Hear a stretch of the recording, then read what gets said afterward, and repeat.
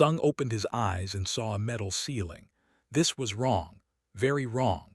He had been in Alaska, leading a group of tourists through the wilderness.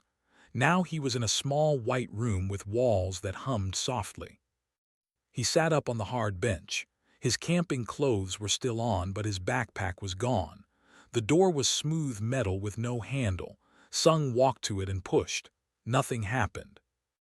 "Hello," he called out. "Is anyone there?" A voice answered, but it sounded strange. The words came through somehow, even though the language was not English or Korean. "Contestant 729, you are awake. Please prepare for orientation." "Contestant, what are you talking about? Where am I?" The voice did not answer. The door slid open with a soft hiss. Sung stepped into a long hallway. Other doors lined both sides. From these doors, creatures emerged. Sung stopped walking and stared. One creature looked like a large crystal that floated in the air. Another had 6 legs and fur that changed colors. A third was covered in what looked like blue moss. None of them were human. "Move along, please," the voice said. "Orientation begins in 2 minutes." Sung followed the creatures into a large room. About 50 beings gathered there, all different, all strange. Then he saw her. A human woman, young, with short black hair and wide, frightened eyes. He said, walking toward her. He did not know her, but seeing another human made him feel less alone.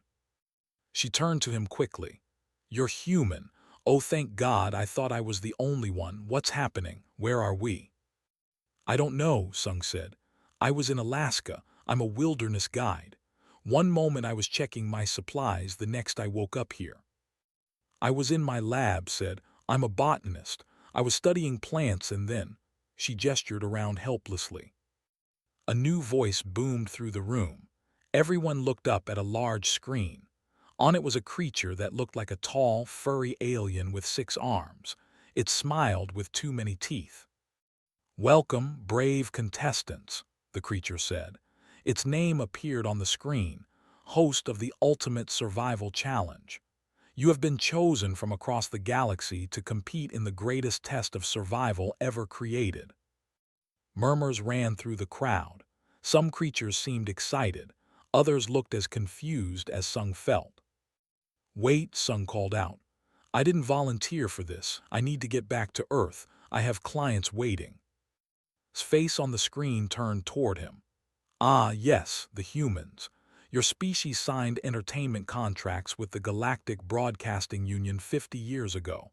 All humans are eligible for selection. It's all legal, I assure you." "That's insane," whispered. "For the next 30 days," continued, "you will survive on Theta 7, the most dangerous planet in known space. Your mission is simple: stay alive and reach the beacon at the center of the main continent. Each of you will receive a standard survival pack. The first to reach the beacon wins 10 million galactic credits and eternal glory." The screen changed to show a planet. It looked green and blue with white clouds. To Sung, it looked a lot like Earth. "Theta 7 has a gravity of 1.2 times standard," explained. "The atmosphere is rich in oxygen. Temperature swings from freezing to extreme heat. Acidic rain falls regularly. The fauna is aggressive and territorial. This planet has broken many champions." Around the room, creatures gasped and whispered nervously. One of the crystalline beings actually cracked slightly with stress. Sung looked at the planet again. High gravity? Not really. Oxygen-rich? That was Earth. Temperature swings? That was just weather. Aggressive animals? Alaska had bears. "This doesn't seem that bad," he said quietly. Looked at him like he was crazy. "Are you serious? Did you hear what he said? Acidic rain." "Earth's rain is slightly acidic too," Sung said. "It's normal." The crystalline being near them turned. Its voice sounded like wind chimes. "You come from a place like this." "Actually, Earth is probably worse in some ways," Sung said honestly. "We have predators that can kill you in seconds, whether that can freeze or cook you. Earthquakes, volcanoes, hurricanes. You learn to deal with it." The crystalline being floated backward quickly. continued his presentation. Each survival pack contains a shelter pod, water filtration unit, 30 days of nutrient bars, a medical kit, and a tracker to locate the beacon. Remember, killing other contestants is forbidden and will result in immediate disqualification and arrest. However, theft is considered part of the survival challenge. The screen showed the survival pack. It looked small and light. Sung had carried heavier gear into the wilderness many times. "Deployment begins in 1 hour," said. "May the best survivor win." The screen went dark. Creatures began talking nervously among themselves. Sung saw the crystalline being speaking with a large amphibian creature and a small furry one with 6 legs. They kept glancing at him. "They're scared," said. "Did you see their faces when described the planet?" "Yes," Sung said. "I think most of these species come from very safe worlds. They've never dealt with real nature." "And we have finished, because Earth is a death trap." "I wouldn't call it that, it's just home."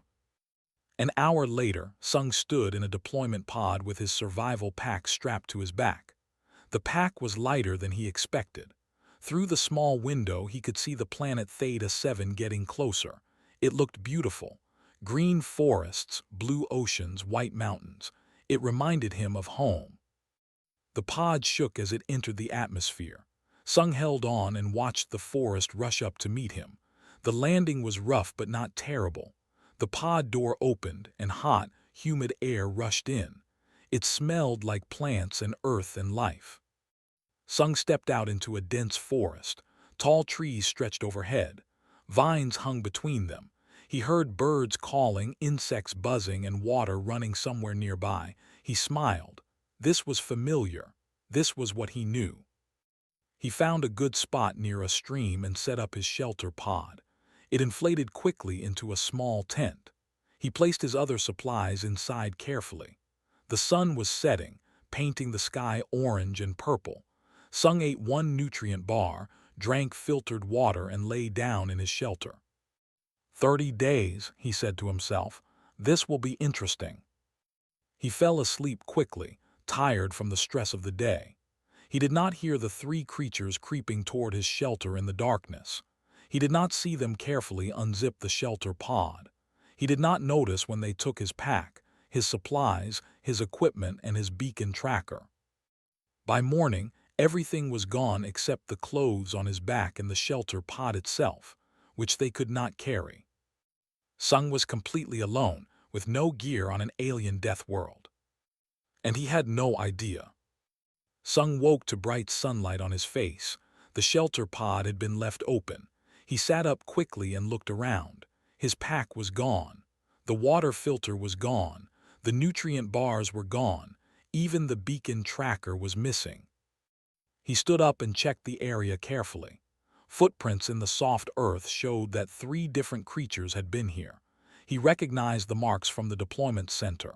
The crystalline being, the amphibian, and the furry one with 6 legs. "Well," Sung said out loud, "guess they were desperate." He was not angry. Scared people did foolish things. They probably thought taking his gear would give them an advantage. They did not know that the gear was just convenience. The real tools were in his head. Sung looked up at the sun to check the time and direction. Mid-morning, and the sun rose in the east here just like on Earth. Good. He walked to the stream and knelt down. The water was clear and moving fast. He cupped his hands and drank carefully. It tasted clean and cold. "First priority water," he said. "Got that. Second shelter, got that too, sort of." He looked at the empty shelter pod. "Third fire, fourth food." Not far from the stream, the amphibian was hiding behind a large tree. He had watched the human discover the theft. He expected anger, maybe violence. Instead, the human was talking to himself calmly and drinking water from the stream. Adjusted the small camera floating near his head. All contestants had been given these cameras. They followed each person and broadcast everything to the galaxy. Wondered if anyone was watching the human. Probably not. Everyone expected him to give up and call for emergency extraction. Sung walked into the forest, looking at the ground carefully. He picked up sticks of different sizes. He collected dry leaves and bark. He found a straight branch and broke it to the right length. Watched, confused. What was the human doing with garbage? Back at his camp, Sung sat down with his materials. He used a sharp rock to carve a notch into a flat piece of wood. Then he made a long bow shape from a flexible stick and some vine. He attached a straight stick to the bow and placed it in the notch of the flat wood. Moved closer, trying to see better. The human was doing something very focused. His hands moved with practice and confidence. Sung put dry leaves and bark dust under the flat wood. He began moving the bow back and forth quickly. The stick spun in the notch. Smoke began to rise. Eyes widened. More smoke. Then a tiny orange glow appeared in the dust.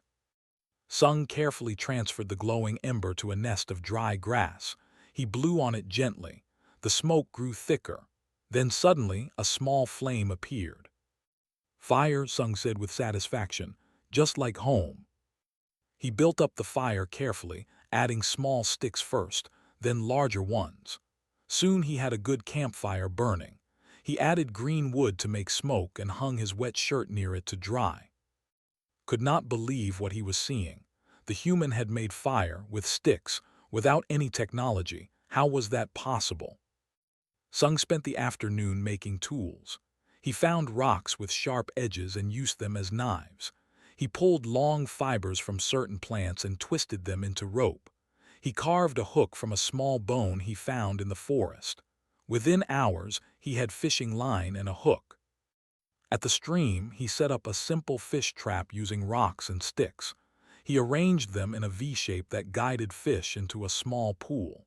Then he sat down to wait, his fishing line in the water. Watched all of this from his hiding spot. His camera was recording everything. Across the galaxy, viewership was starting to climb. People tuned in expecting to see a human struggling. Instead, they saw a man calmly solving problems with his hands and brain. By evening, Sung had caught 3 fish. He cleaned them with his stone knife and cooked them over the fire. The smell made stomach rumble. The amphibian had eaten one of his nutrient bars for lunch, but the smell of cooking fish was amazing. "I know you're there," Sung said suddenly. He did not look towards hiding spot.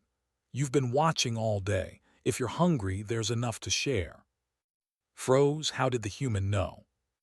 "I heard you move about 2 hours ago," Sung continued. "Also, you're standing on dry leaves. They crunch when you shift your weight." He looked over and smiled. "It's okay. I'm not angry about the gear." Slowly came out from behind the tree. He approached the fire carefully, ready to run. But the human just gestured to a flat rock near the flames. "Sit," Sung said. "Fish is almost ready." They ate in silence. The fish was delicious. Could not remember the last time he had eaten real food instead of nutrient bars. "How did you make fire?" asked finally. "Friction," Sung explained. "When you rub things together very fast, they heat up, hot enough and dry material starts to burn. It's basic physics." "But you had no tools." "I made tools. Rock, wood, plant fiber. Everything you need is around you if you know where to look." "Where did you learn this?" "Earth," Sung said. "My planet. I teach people how to survive in the wilderness. It's my job." Was quiet for a moment. "The planet we're on now, Theta 7, is classified as extremely dangerous. The gravity alone should be crushing you." Sung laughed. "This gravity is barely noticeable. Earth's is almost the same, maybe a little lighter here actually. But the atmosphere, the weather, the predators are pretty normal for Earth," Sung finished. "I've camped in worse places. This planet is actually quite nice." Felt his legs go weak. "What kind of world do you come from?" "A living one," Sung said simply. "A world with seasons and storms and animals that want to eat you, but also a world with beauty and food and water. You learn to work with it, not against it." Meanwhile, in the Galactic Broadcasting Center, viewership numbers were exploding. The producers were in an emergency meeting. Scientists were pulling Earth's classification files, and across 47 civilizations, people were watching a human do the impossible. In one luxury apartment, in the crystalline being watched the broadcast with growing horror. Next to him sat his two companions, the ones who had helped steal the human's gear. They had used the beacon tracker to move far away, thinking they were safe and had an advantage. "We made a terrible mistake," In whispered. "Look at him, he doesn't need the gear, he never did." On screen, Sung was improving his shelter, adding walls made of woven branches and leaves. He was humming while he worked. "What is he?" one of the others asked. "I don't know," In said, "but I think we stole from the wrong being." Back at the camp, Sung banked the fire for the night and lay down in his improved shelter. Had left an hour ago, returning to his own camp with new knowledge and a full stomach. The human looked up at the stars through the gaps in his shelter. They were different stars than Earth's, but they were still beautiful. "Day 2, he said quietly. 28 more to go. I wonder if he's doing okay." He closed his eyes and slept peacefully, while the galaxy watched in wonder. On Earth, in a research facility in Seoul, stared at her screen in disbelief. She was an exobiologist, someone who studied alien life. She had been watching the survival show broadcast because humans were competing. Now she was watching Sung make fire, build tools, and survive with nothing. But that was not what shocked her. What shocked her was the classification report she had just pulled from the Galactic database. Earth was rated level 10 on the Deathworld scale. Level 10, the highest possible danger rating. Theta 7, the nightmare planet where the show was happening, was only level 4. "Oh no," whispered. She grabbed her communicator and started making calls. Someone needed to know about this. Someone important. Back on Theta 7, Sung was on day 9. His camp had become impressive. He had built a raised sleeping platform to stay off the ground. A smoking rack dried fish and meat. Clay pots held water and stored food. His fire burned constantly in a rock-lined pit. He was currently making a bow and arrows. Not the fire-starting bow, but a real hunting bow. He carved the arrows carefully, using straight branches and feathers from birds he had caught. "That's a weapon," a voice said. Sung looked up. A floating gas cloud hovered nearby. Inside the cloud he could see a vague shape like a jellyfish made of fog. This was another contestant. "Hello," Sung said. "Want some tea?" "Tea?" "I found some leaves that make a good drink when you boil them. Not exactly tea, but close enough." He poured hot water from a clay pot into a curved piece of bark. He had already tested the leaves carefully to make sure they were safe. Floated closer. "Why are you being kind? I could be your competition." "You could be," Sung agreed. "But you're not acting hostile, and there's enough here for both of us. Why waste energy fighting when we could help each other?" Was silent for a moment. Then the gas cloud settled slightly, which Sung had learned meant relaxation. "I've been watching your broadcasts. The whole galaxy has. Do you know you're famous?" "What?" "Your survival methods.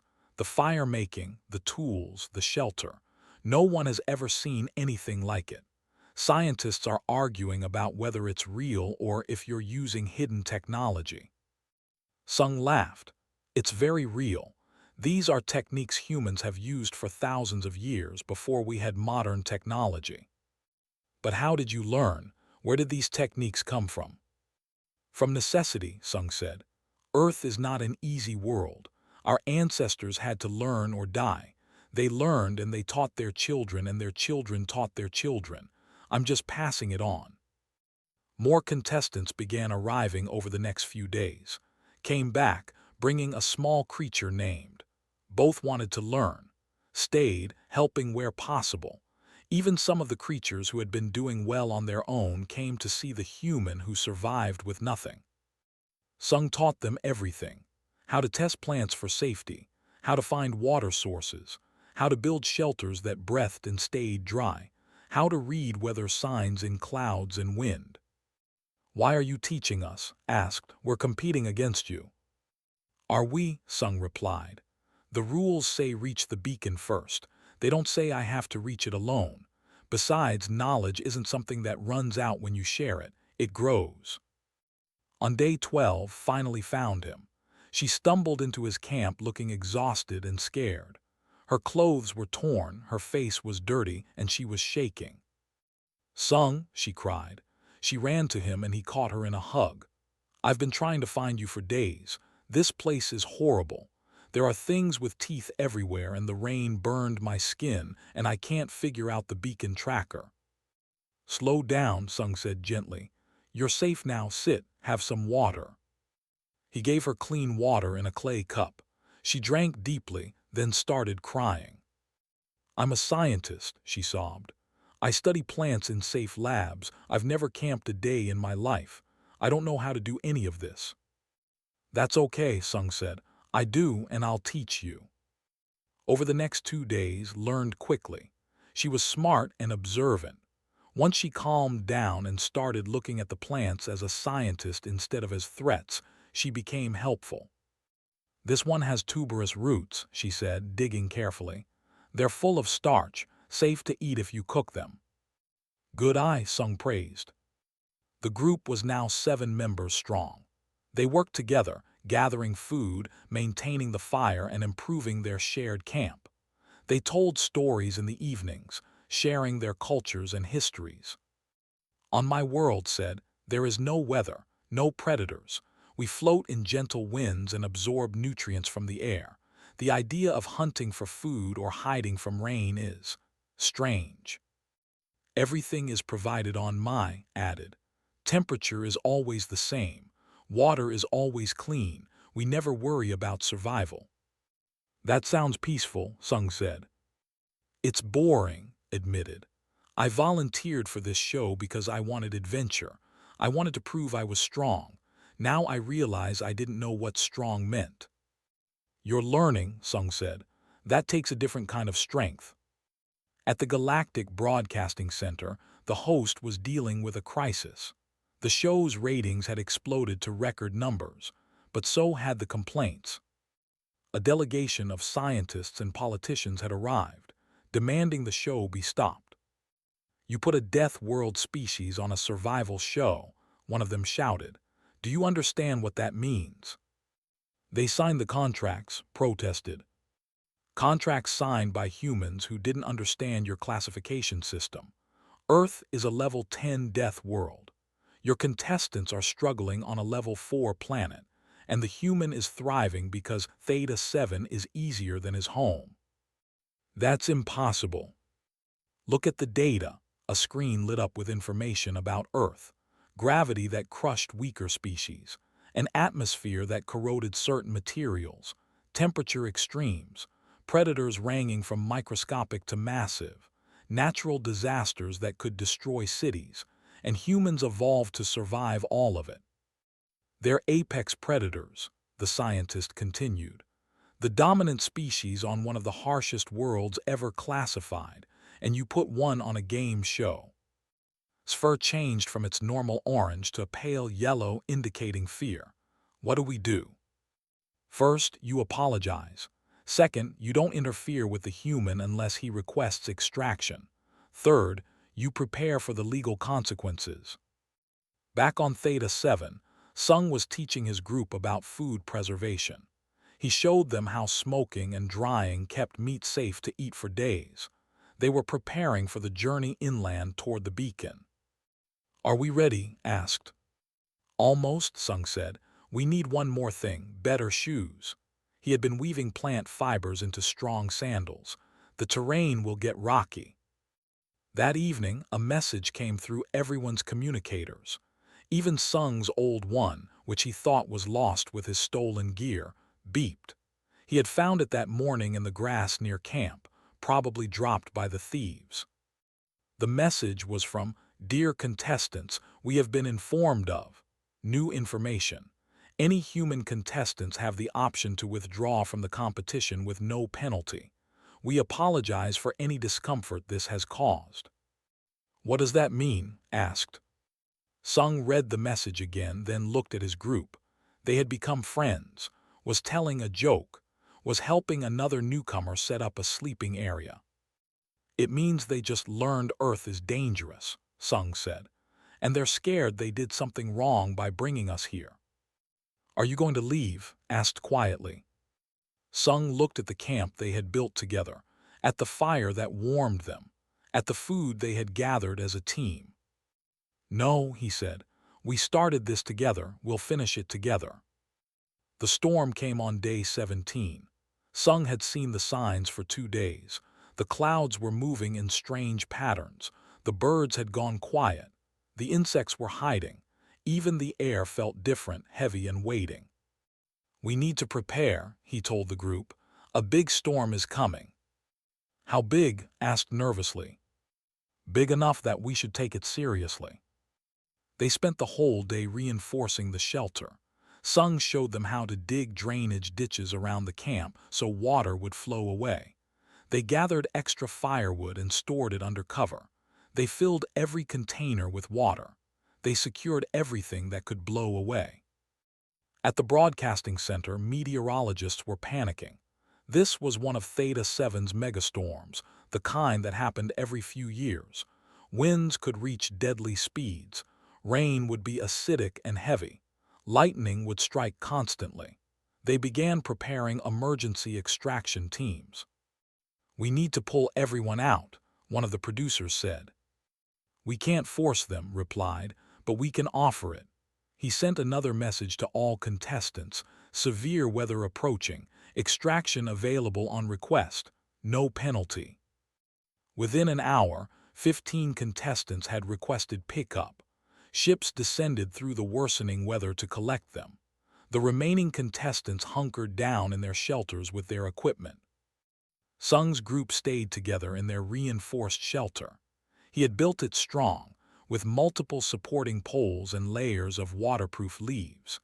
The fire was protected under an overhang, smoke escaping through a carefully designed gap. Tell us a story, said quietly. They was scared of the thunder. What kind of story? Sung asked. About Earth, about surviving. So Sung told them about hurricanes on the Gulf Coast, about blizzards in Alaska, about the time he had been caught in a wildfire and had to shelter in a river. He told the stories calmly, not as scary tales but as challenges that could be overcome with knowledge and preparation. The storm hit with full force. Wind screamed through the trees. Rain hammered the shelter like drums. Lightning turned night into day every few seconds. Thunder shook the ground. But the shelter held. The fire stayed lit. And inside, 8 beings from across the galaxy sat together, sharing warmth and waiting for the storm to pass. In another part of the forest, In was not so lucky. The crystalline being had built his shelter using the pod from the stolen supply pack, but he had not anchored it properly. When the wind came, it tore the pod away. The water filter was washed into a stream. The nutrient bars scattered and ruined. In huddled under a fallen tree, his crystalline body cracking slightly from the temperature swings. His 2 companions had already called for extraction, but In's communicator was broken. He was alone, cold, and getting weaker. The storm lasted 30 hours. When it finally passed, Sung's group emerged to assess the damage.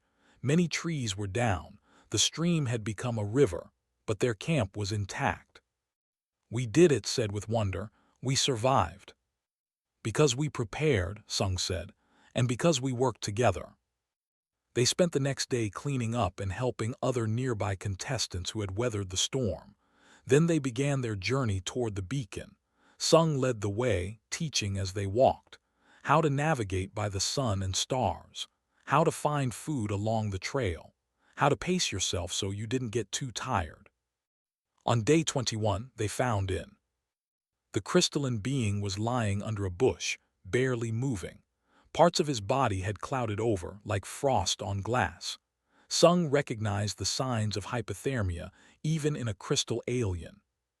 Help him, said immediately. But grabbed Sung's arm. That's one of the thieves, the ones who took your gear. I saw him on the broadcasts. Sung looked it in, then at, I know. He left you to die. But he didn't die, and he's not our enemy. He's just someone who made a bad choice because he was scared. Sung knelt beside In. The crystalline being's eyes focused on him weakly. Recognition and shame filled them. I'm sorry, In whispered. I thought you would die anyway. I needed the gear more. I was wrong. I was so wrong. Save your energy, Sung said. He started a fire quickly, using his bow drill method. He positioned In near the warmth but not too close.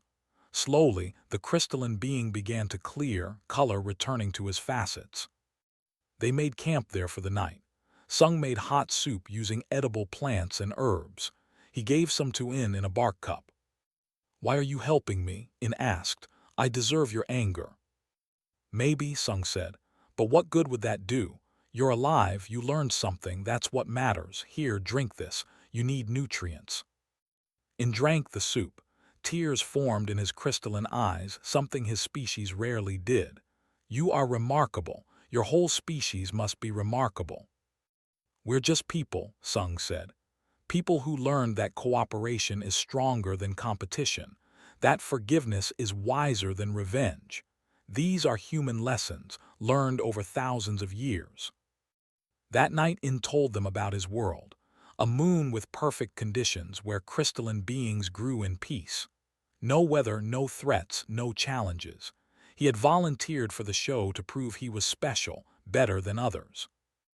I have learned I am not special, In said quietly, but perhaps I can learn to be better.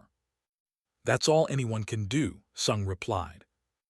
The group was now 9 members. They traveled together, reaching the central region of the continent on day 24.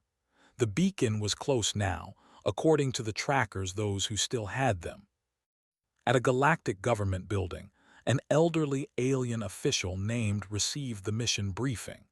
He was responsible for investigating treaty violations. The report about humans being put on the survival show had reached his desk.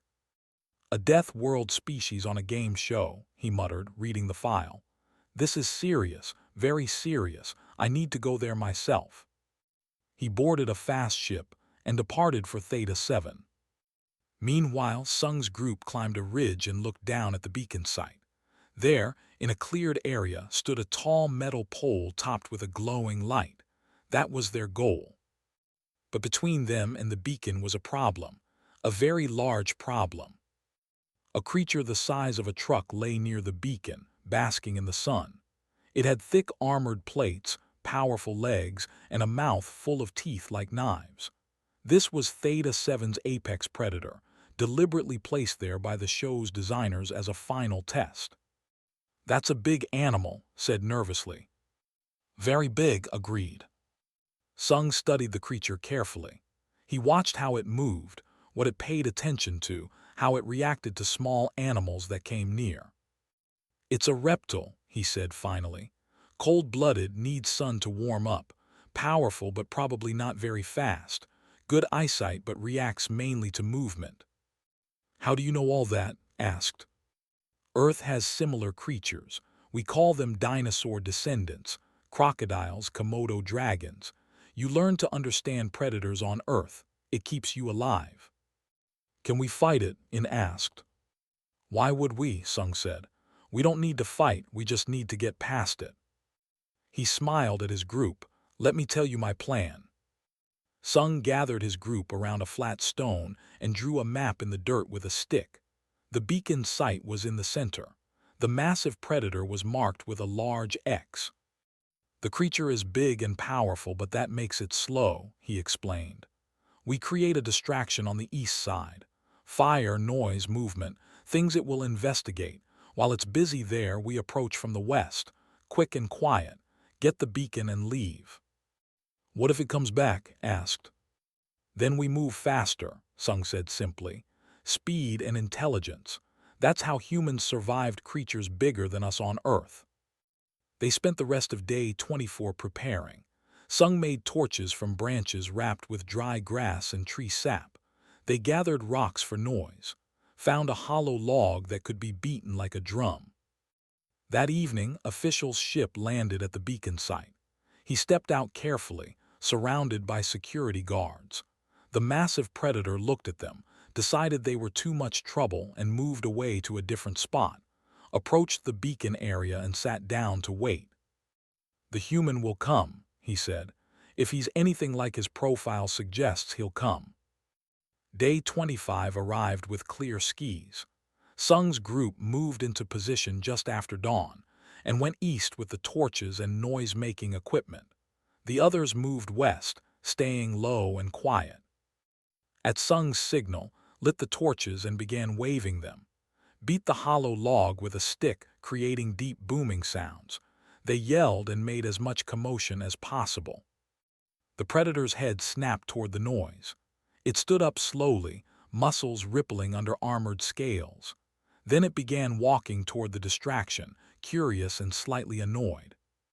"Now," Sung whispered. He and In moved quickly from the west side. They stayed low, moving when the predator was looking away, freezing when it turned. It was a dance of patience and timing. They reached the beacon without being detected. Sung touched the metal pole and a light flashed green. Success. The beacon was claimed. Then In stepped on a branch. It snapped with a loud crack. The predator's head whipped around. It saw them. Its eyes locked onto Sung specifically, recognizing him as the leader. "Run!" shouted. But Sung stood still. He spread his arms wide, making himself look bigger. He took a deep breath and shouted, a deep booming yell that echoed across the clearing.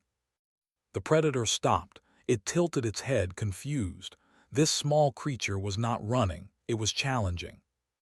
Sung shouted again, waving his arms. On Earth, he had done this with bears, with mountain lions, making himself seem like more trouble than he was worth. Predators were practical. They didn't want fights, they wanted easy meals. The predator snorted, spraying saliva. Then slowly it turned around and walked back toward its sunny spot. Too much noise, too much trouble, not worth it. Sung let out a long breath. "Okay, now we can run." They returned to the group quickly, and had already put out the fires and were waiting nervously. When they saw everyone was safe, relief flooded through them. "We did it," said. "We actually did it." A voice spoke behind them. "Yes, you did." They turned to see Official standing there with his security team. The elderly alien looked at Sung with a mixture of respect and concern. "I am Council Representative for Treaty Compliance. I have come to apologize to you, Sung of Earth, and to you, of Earth. Your inclusion in this event was a violation of galactic protection treaties regarding Deathworld species." Deathworld said, "Your planet Earth is classified as a level 10 death world, the highest danger rating we have. Species from such worlds have protected status. They cannot be conscripted into entertainment or labor without explicit, informed consent. This show violated that treaty." Sung looked at his group, then back at, "So we can go home?" "Yes, immediately if you wish, with compensation for your trouble." "What about the others, my friends here?" "The show continues for them if they choose, or they may also withdraw, but you specifically should never have been here." Sung thought for a moment. "I'd like to go home now. I have clients who are probably worried, but first, can I say goodbye properly?" Nodded. That evening, Sung's group sat around a final campfire. He had taught them how to maintain it, how to build shelters, how to find food and water. He had given them confidence and knowledge. "You'll be okay," he told them. "You've all learned so much, trust yourselves." "Will we see you again?" asked. "Maybe," Sung said. "The galaxy is big, but paths cross in strange ways." In approached him carefully. "I want to thank you for saving me, for forgiving me, for showing me what true strength looks like." "Just be better," Sung said. "That's all I ask." They hugged, each member of the group saying goodbye. Even the cameras broadcasting to billions of viewers across the galaxy seemed to focus with extra attention on this moment. Then Sung and boarded ship. As they lifted off, Sung looked down at Theta 7. It had been a strange adventure, but not a bad one. "What happens now?" asked. "Now there are consequences," said seriously. "The broadcasting company will face heavy fines. Your government on Earth is very angry. There will be new treaties, new protections. This will never happen again." 3 months later, Earth had become famous. Not feared, but respected. The broadcasts of Sung's survival had been watched billions of times. His calm teaching, his forgiveness of his cooperation with aliens so different from himself had shown the galaxy what humans truly were. Survival schools started opening across multiple worlds. "Learned survival techniques from human instructors," the advertisement said, but the classes were all taught through virtual reality. Very few aliens were brave enough to actually visit Earth. Was one of the brave ones. He stepped off the shuttle at a small airport in Alaska, his amphibian body covered in protective gear. Sung met him with a smile. "Welcome to Earth," Sung said. Looked around nervously. The gravity felt heavy. The air was thick with oxygen. Birds that seemed huge were flying overhead. "Is this a safe area?" he asked. "This is one of our easy places," Sung laughed. "Don't worry, we'll start slow, just a camping trip in a national park." "Just camping," repeated, not sounding convinced. "Trust me, if you survived Theta 7 with my teaching, you can handle this." They walked toward Sung's truck. In the distance, mountains rose against a blue sky. Somewhere a bear was probably sleeping. Rivers were flowing. Weather was changing.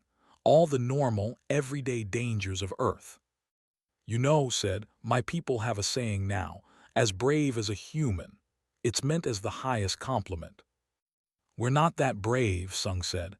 "We're just used to it. Humans don't conquer nature. We're part of it. We live with it, work with it, respect it. That's our secret." In Seoul gave a lecture to a room full of galactic scientists. Behind her, images of Earth showed mountains, oceans, forests, and cities. "Death worlds are not rare," she explained.